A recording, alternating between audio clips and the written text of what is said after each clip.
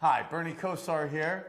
Used to play a little bit of professional football. That career choice has led to me now, as I get to the late third quarter, early fourth quarter of my life, having quite a few health and wellness challenges here.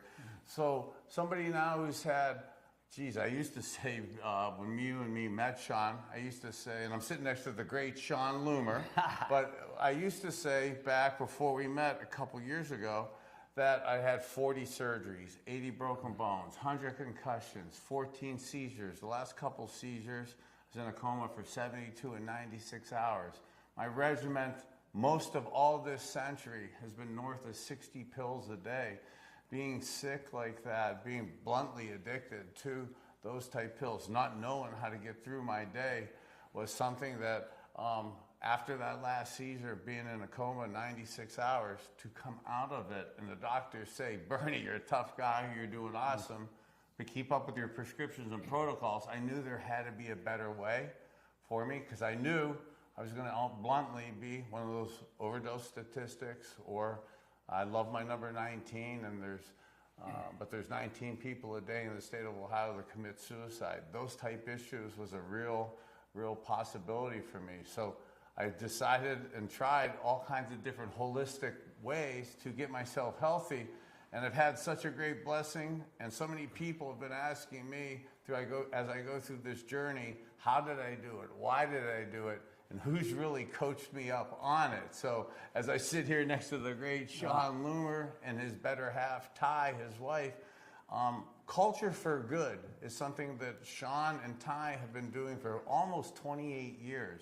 And their experience in this health and wellness supplement world, and the tie between the stomach and the brain, the connectivity of that was something I really didn't believe in, but it's something that you've really coached me. Yeah. And I'm taking a lot of credit, or getting a lot of credit, for some of the holistic things I've done. And people ask me, who's really coaching you up, and how'd you come about this? And Sean's, nothing really goes into my mouth right now and into my kids' mouth unless Sean and Ty give it the okay. So kind of wanted to get us together, man. Brother. Thank you for everything that's happened. Super kind words. And, it's always fun when people embrace their health, right? When they embrace their journey. And first off, man, I got to tell you, I've always loved watching you play football, and we're the same age, so we grew up, playing high school and college football, kind of that same time frame in life, and the stories and the way we were both raised. I think it's always, we hit it off in conversation, and that made it really comfortable and easy to chat with you about things. And I don't know, I'm proud of you, man. I'm proud that you made the decision first here to take your health into your own hands. And we love our doctors, man. We want to listen to all the input we can get from experts and doctors and things like that. But you know what? Sometimes we just don't know what we don't know, and they don't know what they don't know. And you mentioned the gut and the gut brain, and we've been talking about this gut health thing for 20-some years, and everyone kind of laughed at us in the beginning. And as I did. I mean, I didn't know flow and digestive enzymes, proteolytic enzymes, magical, life-changing for my inflammation within me. And that's what started my journey too, Bernie, because I had the bad stuff going on in my hands, and I was doing my own research. I'd lost my mom to colon cancer at a young age, and I just thought, man, there's got to be a better way. Why did that happen, right? And so these medications and things out there's a time and a place, I guess, for crisis care. But it's more about to myself is, why did it happen in the first place? Let's always go back to the root of the issue. What caused that to happen? What could we do or can we do to prevent these types of things? I'm sorry to interrupt. Some people said ineffective offensive lines in the 80s. Caused some of these issues. That's right. Thank you for rectifying those issues. But it's everything, man, and it starts with food. Food is our medicine. Food is right? our medicine. Let food be thy medicine, and whole foods, real food, not this processed, made up stuff.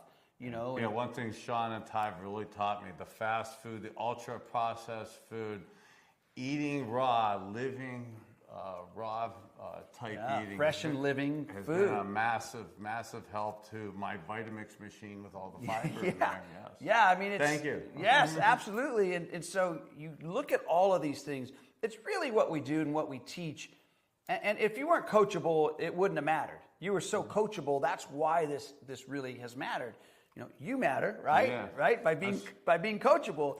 And that's what it comes down to, because sometimes people are just so stubborn in what they've been brought up to believe, and they're not willing to just take a step back and say, wait a minute, this doesn't really make a lot of sense, right? There's got to be a better way of doing things.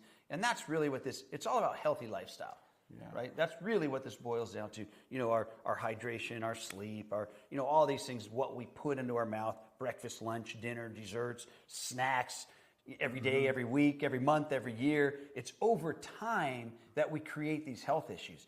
And the most frustrating thing, Bernie, to me is all of this stuff. I'm not the smartest guy by any stretch of the imagination, but this is simple. This is not complicated. And we've overcomplicated everything.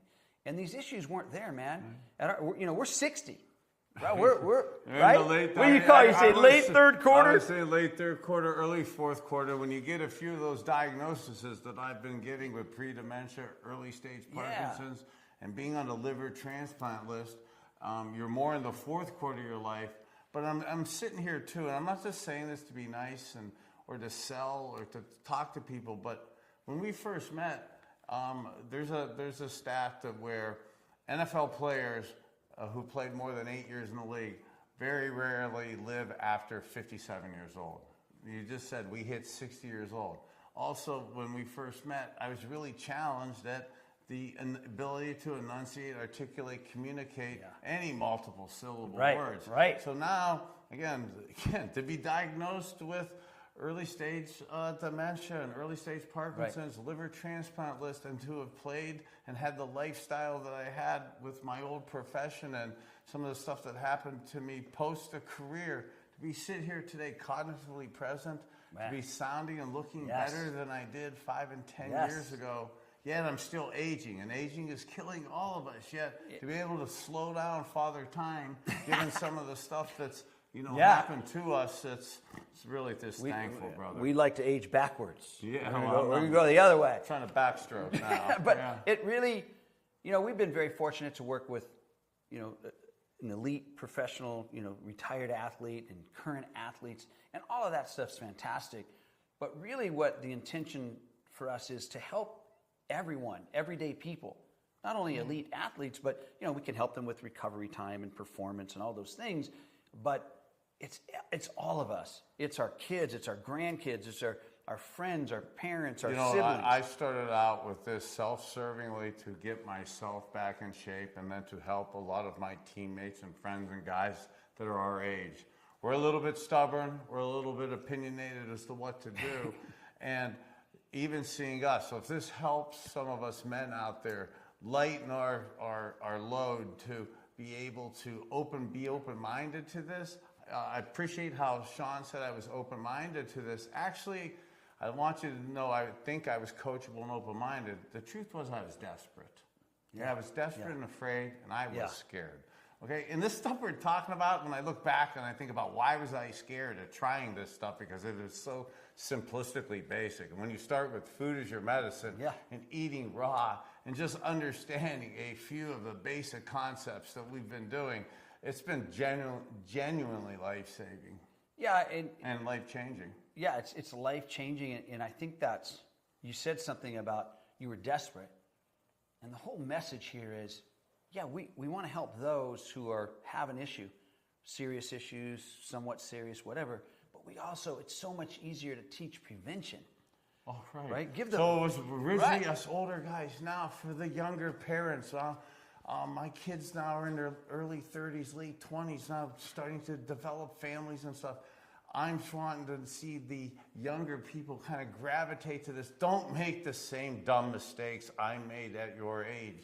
I was stubborn, was not open-minded to these type Yeah. of things. I thought men had to drink, men had to do all kinds of carnivorous type eating, and it was a sign of weakness to eat raw and enjoy a Vitamix.